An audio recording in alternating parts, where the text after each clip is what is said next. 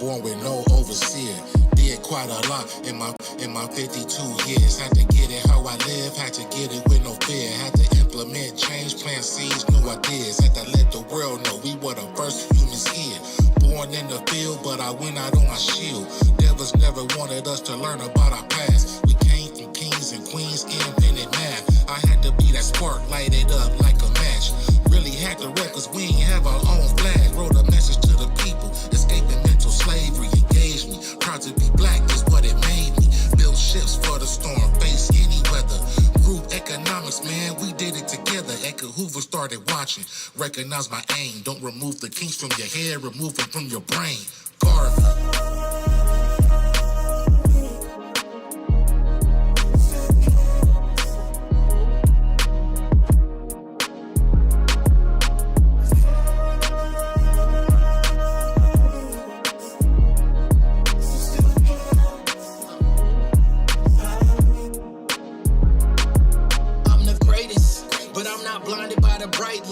I put my work in with this left and this right. A real Louisville slugger, let me tell you about my life.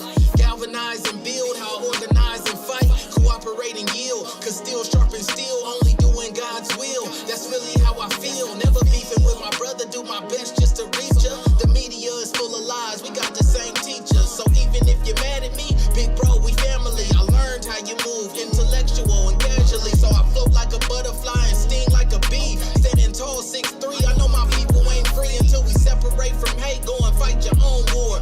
World champ 3 times and a Muslim to the core. My connection with the motherland brought out the God in me. Went from Cassius Clay to Muhammad Ali. Peace.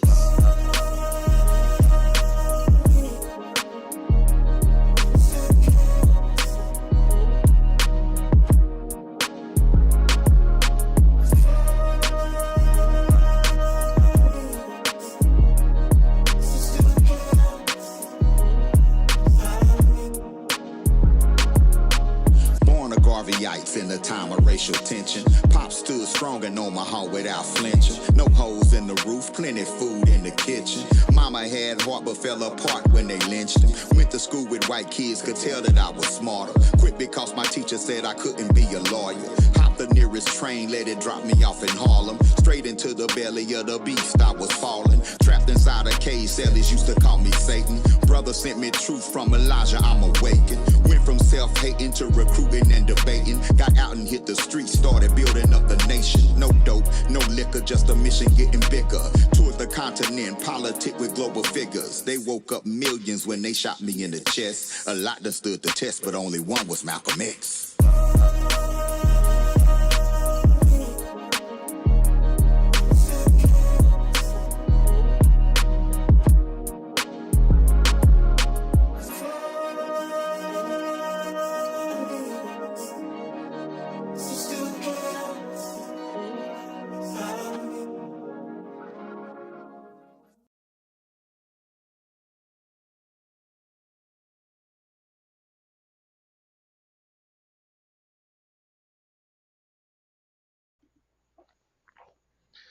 Peace and power, y'all.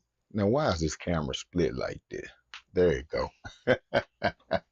Peace and power, y'all. This is your brother, Dr. Baba Amin Ojuwoke, and this is a quick bill. Man, I pray everybody is doing great out there. I pray everybody's having a blacktastic and powerful week. You know what I'm saying? It's an honor.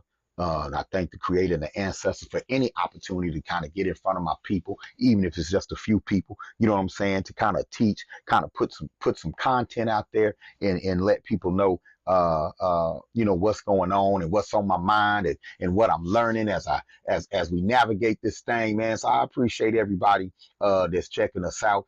Shout out, I see my little brother K Crucial in the house. What's happening, man? Definitely got to get that to you. You know what I'm saying? And shout out to the OBFCs in Arizona, them RBGs, Martell, Cartel, and Crondo. You know what I'm saying? That great album, Destination Sankofa. That's a song, the title track that I was playing, featuring yours truly, coming in. Man, you got to get you some good Black Power music. Keep some good Black Power music in your playlist. You know what I'm saying? You got to do that. You know what I'm saying? I appreciate that. Appreciate that. I'm going to get that to you, Crucial. All right. You know what I'm saying? If you get a chance, you can share this video, like this video. You know what I'm saying? It's all good. Support the Uhuru Academy.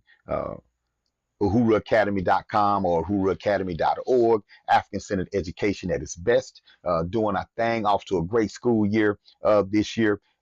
Y'all, before we even get into what I want to talk about, and we talking about political violence, right?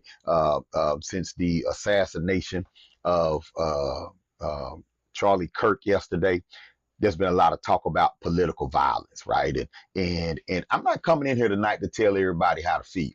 I'm not coming here tonight to tell everybody, don't celebrate the death, don't do this. I'm not here to tell anybody what to do, right? I'm an educator. I come here to educate. I'm an educator, right? And I want to encourage people to think. I want to encourage people to think, be aware of their surroundings. And I want you to focus. I want us to focus on however you feel, what type of action is it going to motivate you to do?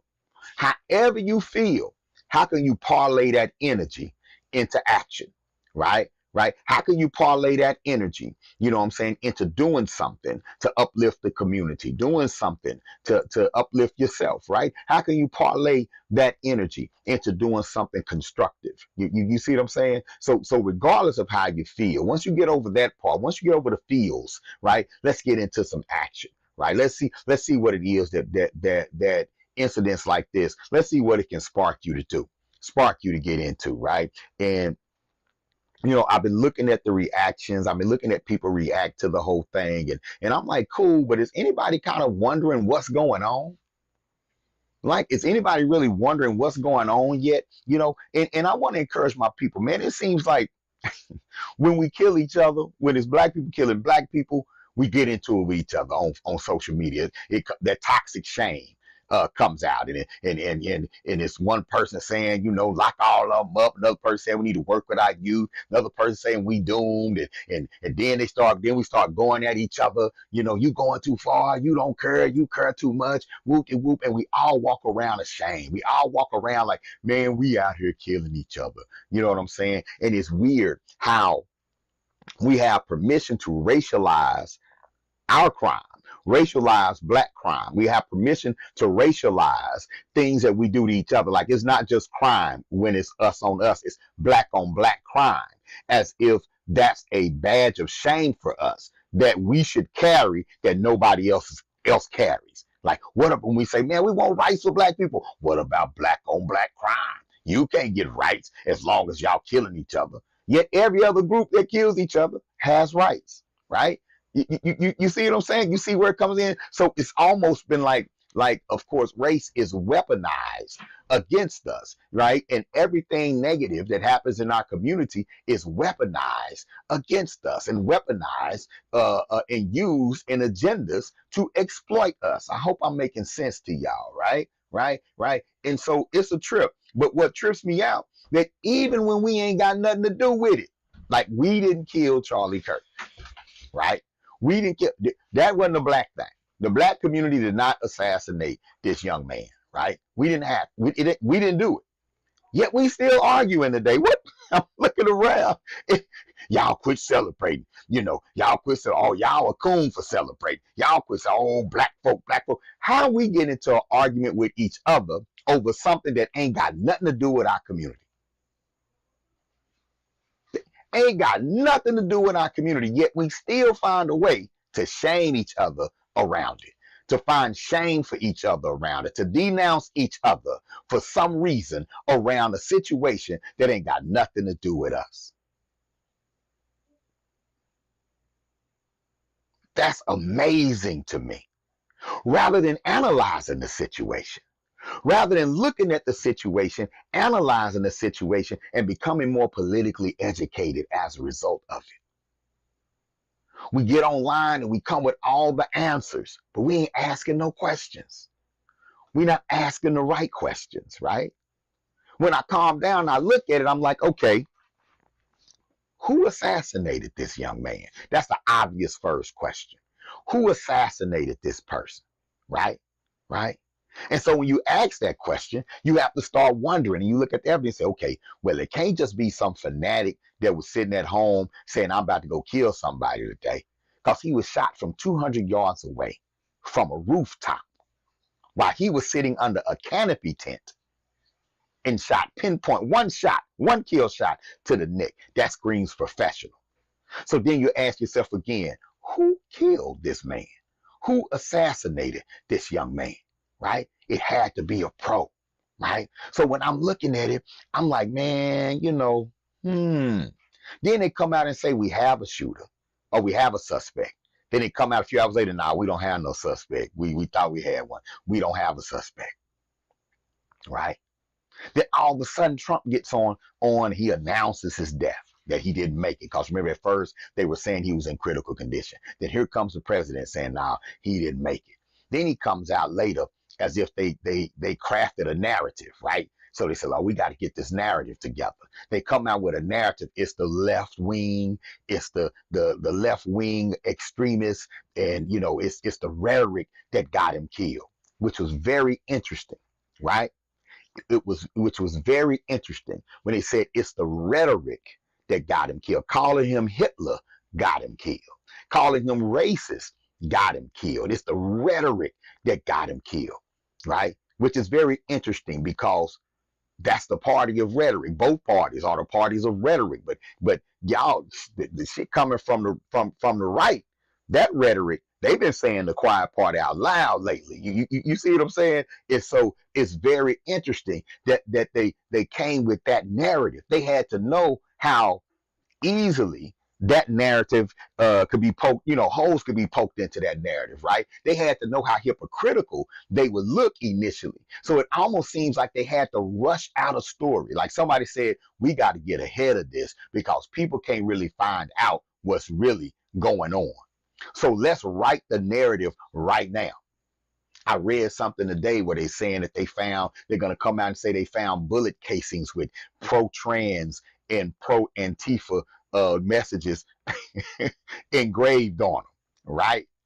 Oh, okay. So now you got a sniper who can snipe somebody in the neck from 200 yards away, and he engraved a signature on the thing because obviously they want you to know who did it. Even though he's escaped, he's still at large. They don't have a suspect, but they're building this narrative, right, off top. I want y'all to peep game. Because sometimes you know who did it, but you just can't tell the people. Right? I think people have to understand that this young man was the future of the Republican Party. He was the future of the MAGA movement. They were grooming him to be president. If not in 2028, definitely by 2032, they was grooming him to be president. This is a young man that was traveling the country, galvanizing young people. Right? He delivered millions of votes to Donald Trump this past election. Right? And so one has to wonder, you know what I'm saying, who really did this? And where did it come from? Right? Because it can't, evidently came from somebody who understood his role in the movement, who understood where things are headed when it came to this young man. Now, I am somewhat of a conspiracy theorist. I'll admit that. I will put my tinfoil hat on, right? But of all of our study, history best rewards our research. And when you study history, sometimes there are just certain assassinations and killings that happen that are bigger than what you and I know. Everybody thought they had this single shooter that shot Dr. King, James Earl Ray, but come to find out it was bigger than we thought. Everybody thought they knew who shot JFK. Come to find out, talking about grassy knolls, it's bigger than we thought. I think someone was sending a message. I think someone from outside the United States was sending a message to the Trump administration. They just betrayed Qatar that morning. They just betrayed Qatar. Israel just bombed Qatar. Qatar is supposed to be a friend of the administration, just gave Trump a jet. The administration came out saying they warned Qatar. Qatar came out saying, y'all ain't warned us. Y'all called us while they was bombing. You trying to play both sides. The next thing you know, the biggest star in their movement, the youngest and the biggest young star in their movement is assassinated.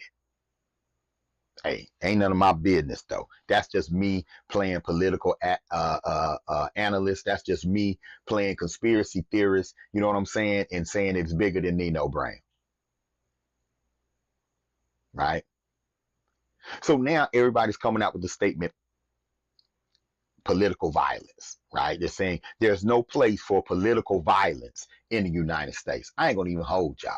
I just want to make sure that when you hear them say there's no place for political violence in the United States, I want you to understand that the United States was built on political violence, that political violence is not a new phenomenon in this country. Okay. All right. And I want to make sure you understand the definition of political violence. Political violence is a deliberate use of force, physical or psychological, to achieve political goals, to challenge the legitimacy of a regime, or to threaten the stability of a political system. I'm going to say it again. Political violence is the deliberate use of force, physical or psychological, to achieve a political goal, to challenge the legitimacy of a regime, or to threaten the stability of a political system. That's what political violence is, right? The deliberate use of force, physical or psychological. Not just the physical thing, the psychological aspect of it too, right? So this country was built on political violence. Hell, the world, one may argue that this world is run on political violence. Some people, I remember Chairman Fred used to say, politics is just war without bloodshed. And war is just politics with bloodshed.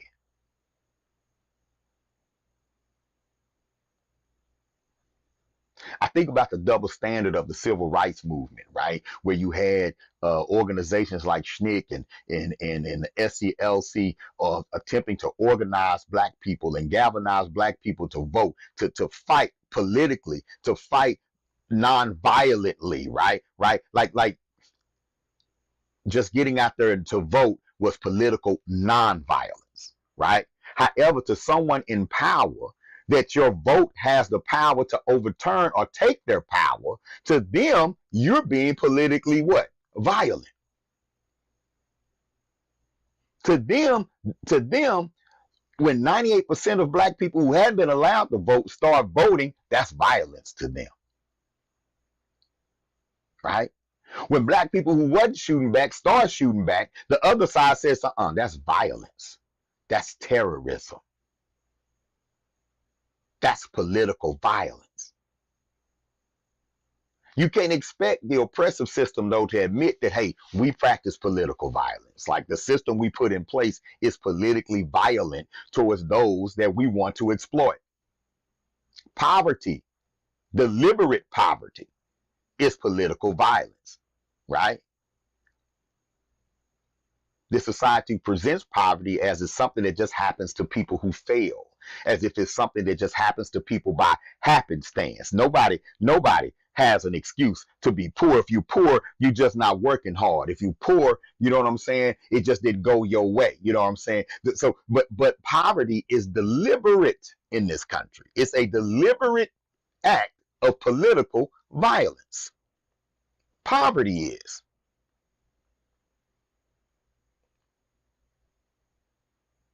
That's why they always talk about fighting crime. They never talk about fighting poverty, because poverty is intentional. I can't have a whole bunch over here unless you got only a little bit right here, right? Political violence. Being denied your history in school, it's an act of political violence. When you're told that, okay, you could teach about Dr. King but not Malcolm X, that's political violence. You could teach about Harriet Tubman but not Nat Turner, that's political violence. That's psychological. That's a psychological attack. When you're fed a bunch of misinformation, that's political violence. And both sides of the aisle practices political violence. And the main victims of that political violence are the masses of the people. Political violence, the deliberate use of force, physical or psychological, to achieve political goals. I mean, feel how you want to feel, but temper those feelings with information, with education. Kind of understand what's going on around you. We need to be politically violent. What do I mean by that?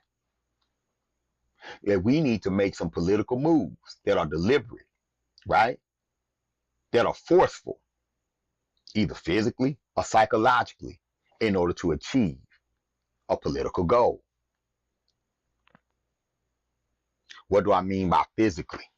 I'm not saying we got to run up and take anything or go take up arms, nothing like that. No, but we do need to train. We do need to be able to defend whatever it is that we build. We do need to be in shape. We need to attack our health as a community. That's physical. Violence can be seen as an extreme change. We need some extreme physical changes in our community.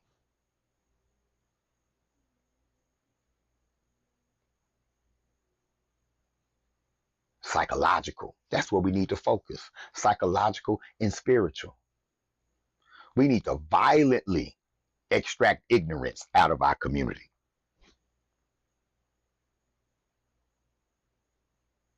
We need to teach our children how to be owners and producers, critical thinkers. Those who are invested in them being ignorant, they might call that violent. I remember I've had black people watch me teach children about the Great Pyramid in Kemet, and they say, man, you teaching violence. Huh? We was just talking about, you teaching hate. What? We was just talking about the Great Pyramid. Right? So we have to be careful with our words. We have to understand our terms. So when the government is saying there's no place for political violence in America, right? Understand that that's an act of political violence within itself, because they're only saying it to turn you against one side. They're only saying it to say that's the politically violent side right there. We're the politically peaceful side, but neither side is peaceful. Both sides practices political violence, either forcefully or psychologically.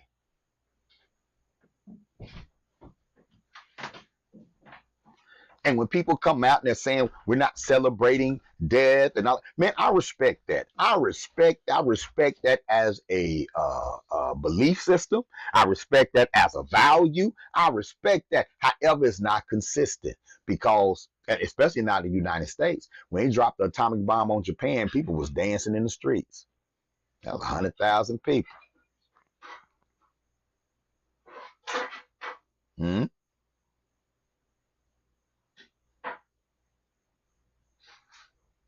So let's not front. We celebrate the death of the human beings that the government tells us it's okay to celebrate their death. It has nothing to do with God says love your enemy.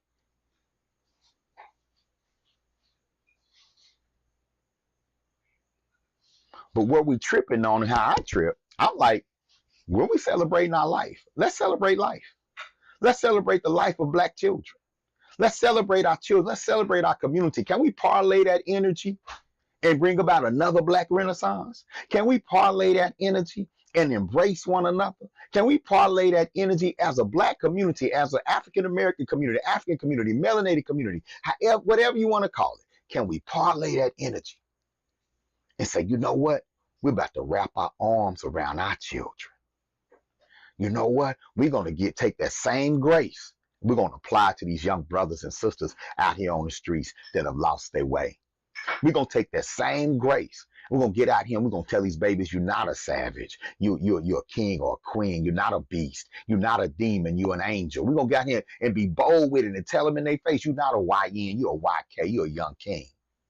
You're a YP. You're a young prince. No, we refuse to let you go. We refuse to let you die. We're gonna get out here. We're gonna let these cats know now the dope gotta go. We gotta get the dope. But perhaps an act of political violence would be to get some of these drugs out of our community. Perhaps the political violence would be, hey, we catch you moving fentanyl on this block. We moving you up out of here. Maybe that's the political violence we need to practice.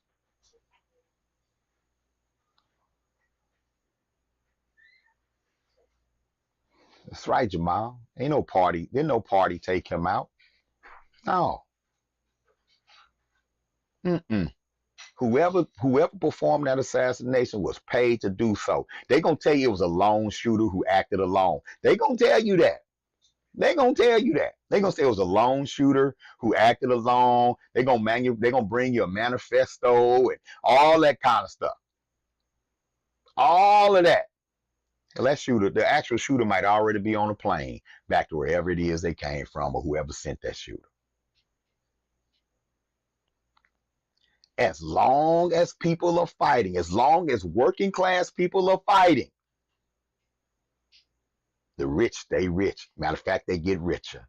As long as working class people are fighting, it's an African proverb that says, two crickets fighting is a joy to the crow.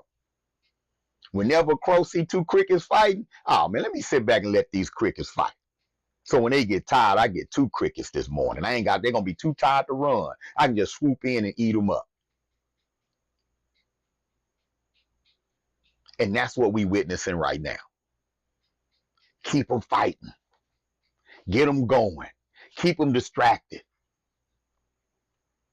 And don't think for a minute that organizations don't create their own martyrs. Don't think for a minute that organizations don't create their own martyrs. Right?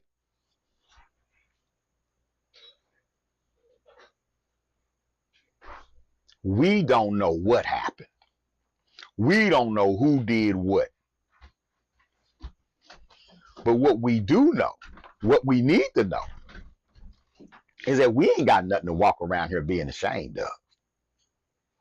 What we do know is that your job yesterday is still your job today. Your mission yesterday is still your mission today.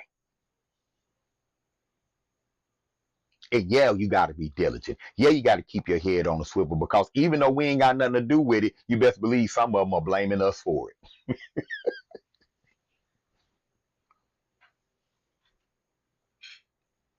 It's time to look out for each other, y'all. It's time to look out for our children. There was a school shooting in Colorado the same day. A young white 16-year-old boy that they say was radicalized. Another one that was radicalized. A few weeks ago, you had the other young person that shot up the church and killed children. Radicalized. We go on and on. This list of young white males being radicalized and going in and indiscriminately killing and massacring people, the list is growing. The school shooting list is growing.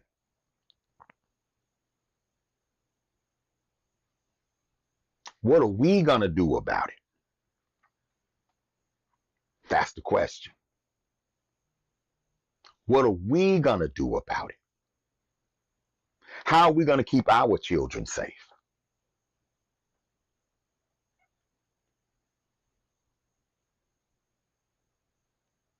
Our children need to wake up every day knowing that they're going to go to a safe space. And in that safe space, we need to be making sure that our children get the tools they need to reach their greatest potential. It's time to invest in us. I know people say the country going crazy. They talking about civil war. They talking about this. I'm going to tell you something. When the crows are fighting, the grasshoppers are pleased. When the crows are fighting, the grasshoppers can move around and the crows are fighting. What we can't allow ourselves to do is be a buffer for one of the crows, to start taking bullets for one of the crows. No, we need to kind of step out of the way, right? Let the so-called elite work this out.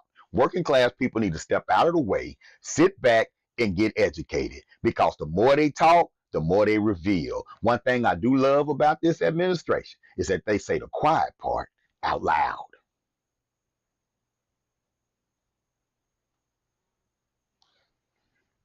They say the quiet part out loud. There was like 5,000 people at that event with Kurt. Trump got in office with almost 80 million votes.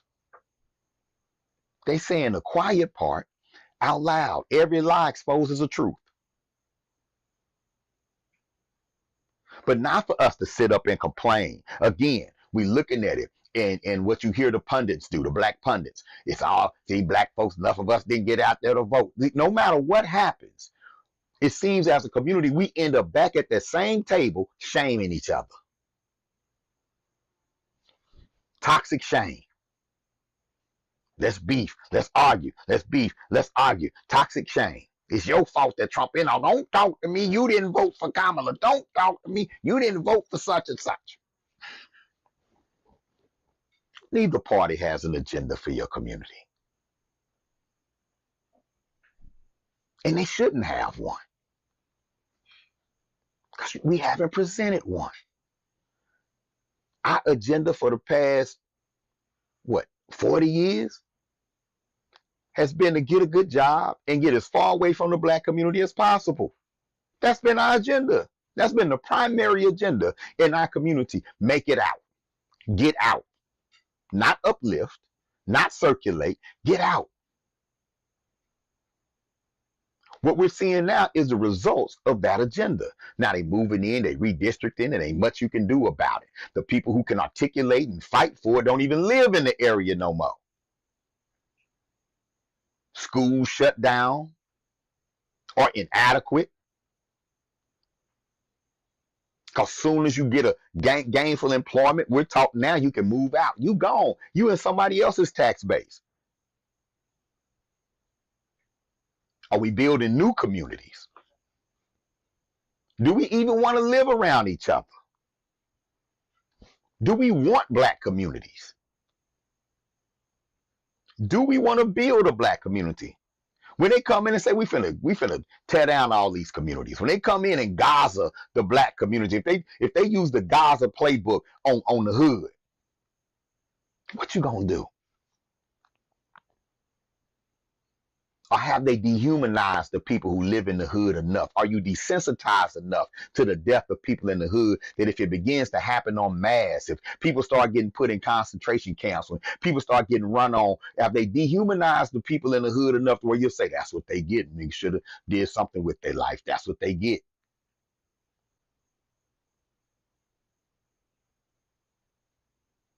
Because we watching the people in Gaza get massacred. We ain't hardly saying nothing.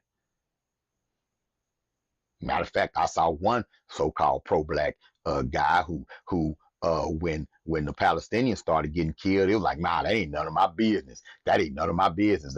Don't even worry about that. Ain't black people business. That ain't African people business. But then when Kirk got assassinated, he put out a whole statement. Let's pray for the family. Let's, we don't celebrate his death.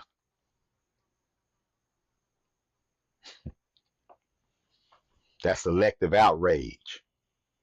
That's selective compassion. That ain't what God was talking about. So Pay attention to what's going on around you. Pay attention to the political violence happening all over the world. Okay? Pay attention to what's going on. Pay attention to what's going on in Gaza. Pay attention to what's going on in the Middle East. Pay attention to Ukraine and Russia. Pay attention to China. Pay attention to that, because all of that has an impact here. And when you're trying to figure out what role will our people play, when you're trying to figure out what the plan is for us, try to find the parallel to us around the world and see how them people being treated.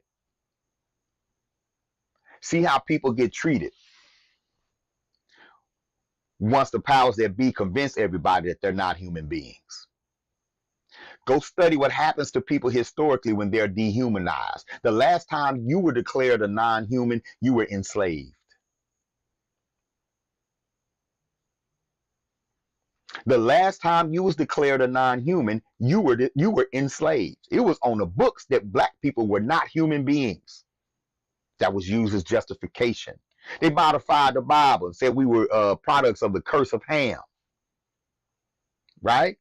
That God put this curse on us to be enslaved. So they had biblical justification. You can manufacture justification. If you could do it back in 1555, you can definitely do it with AI in 2025. The difference right now, though, is you could be telling your story instead of echoing other people's story about you, instead of echoing and saying that we savages, instead of echoing and saying that we all our children are out here killing each other. Man, why y'all don't want young black males to get a job? Most young black males out here just trying to do what they can do to survive and thrive. But because everybody want to echo these YNs, don't you know that impacts other brothers too that are not that? I remember being put on the gang file when I was young, and I wasn't even in a gang. I got put on the gang file just because I had a blue car. I was on my way to the so-called projects to teach black history and do some math tutoring.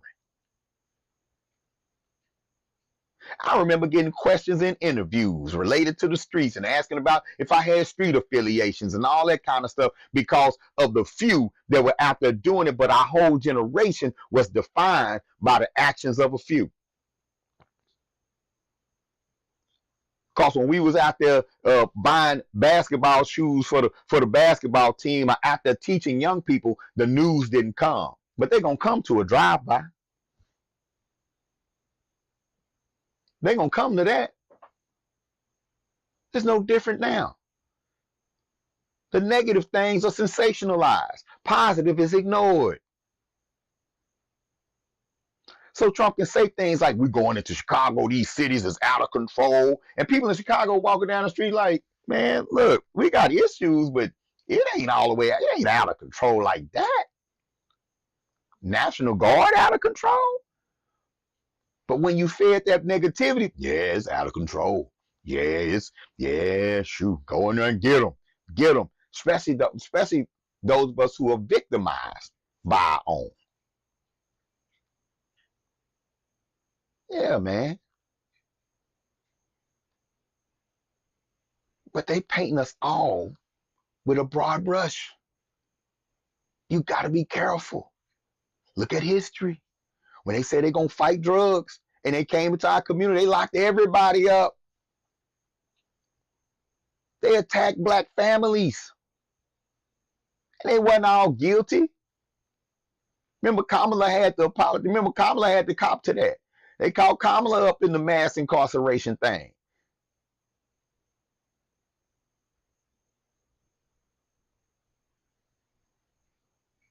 We got to be careful.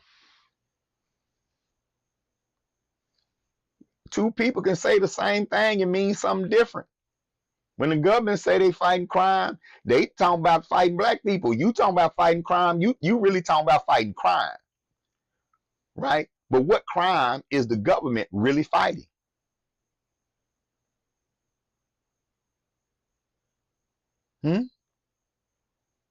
What crime is the government really fighting? The crime of you trying to get up out of poverty? The crime of you trying to have a better position? The crime of you trying to be more politically empowered, economically empowered? Is that the crime? The crime of you being more educated and politically educated, is that the crime the government is really fighting? Because y'all notice how no matter how much they lock us up, the crime never leaves.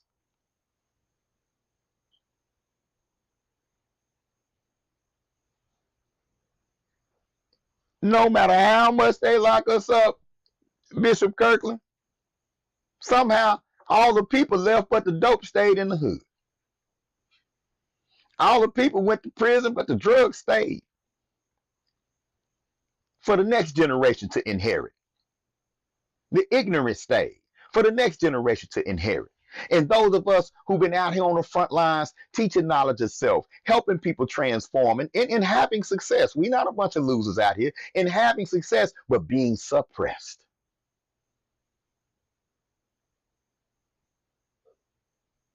drowned out.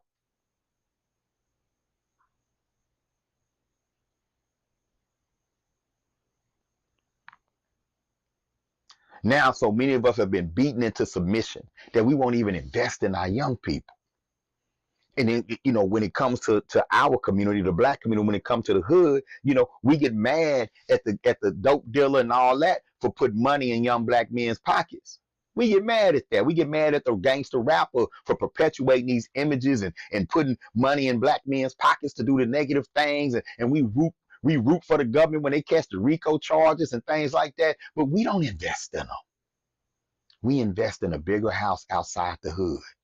We invest in a Mercedes. We invest in those things. We invest in going skiing, and we invest in trying to assimilate, because assimilating is expensive. And we don't come back and actually invest. You come back to the school and you show up for donuts for dads, or you show up for the mentorship program to sit down and tell a young person, I made it, you can make it too. But you ain't the dude he can call that morning and say, man, I need to make a little extra money. You got something for me? Man, our lights off. You got something for me? My water off. You got something for me? And you know why you ain't got nothing for him? Because you got a job outside and you don't have the power to give him one. And even if you did, he don't qualify for it. But if you had a store, he can come sweep at your store and make a few dollars. Shout out to the barber shops. Let the young brothers come up there, sweep and clean up and make a few dollars. But if you don't have a stake in the community where they live in, the only people that can give them an opportunity are the people who have a stake in the community that they live in. They can't get to you, don't have transportation. And the Arab that own the corner store ain't going to give them a job. He ain't going to let them sweep either. The Asian lady at the hair store, she ain't hiring that sister. The Asian lady at the nail shop, she ain't hiring no black female estheticians. And they not investing in the little league teams either. They getting the bag and leaving the community. The loan place right there on the corner, they not going to do it. The liquor store, can't work at the liquor store as a minor. And what they going to do at the church except pray? They're going to come Wednesday. They'll come the night that y'all giving away free food. But can they come to the church and get an opportunity? It's like, yes, we got you. We'll go down to the workforce. And then you go down to the workforce, you realize I got to transform everything about me before I get to the money. But our lights off today.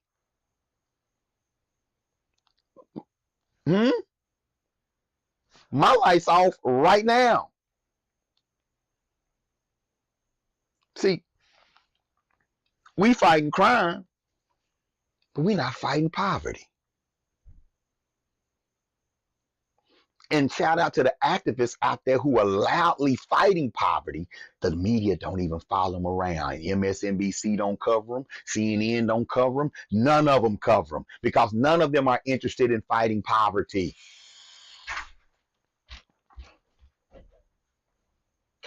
Because they know they can't have all that unless you have all this. That's how it works.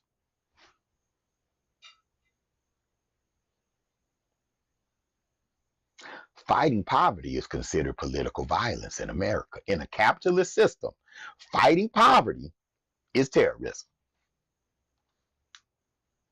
In a capitalist system, When you no longer want the extremely rich to be the extremely rich, you terrorizing them. When you no longer want to feed the prison system with all this free labor, you're terrorizing them. When you no longer want to keep the people stupid, ignorant, high on dope, you're terrorizing them. You're making them uncomfortable.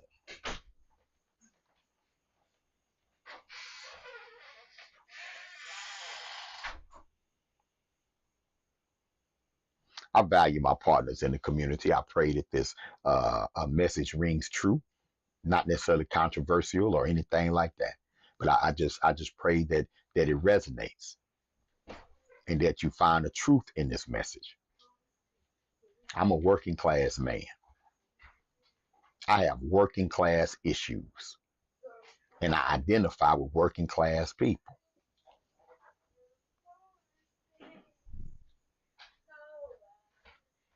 Let's step back, chill on the hot emotion, and let's think, study, and figure out how you gonna navigate these waters. Figure out whether or not you want to fight for the country. Figure out whether or not you want to leave. Figure out what it is that you want to do and a legacy that you want to leave behind. Because we all have a date with destiny. All of us.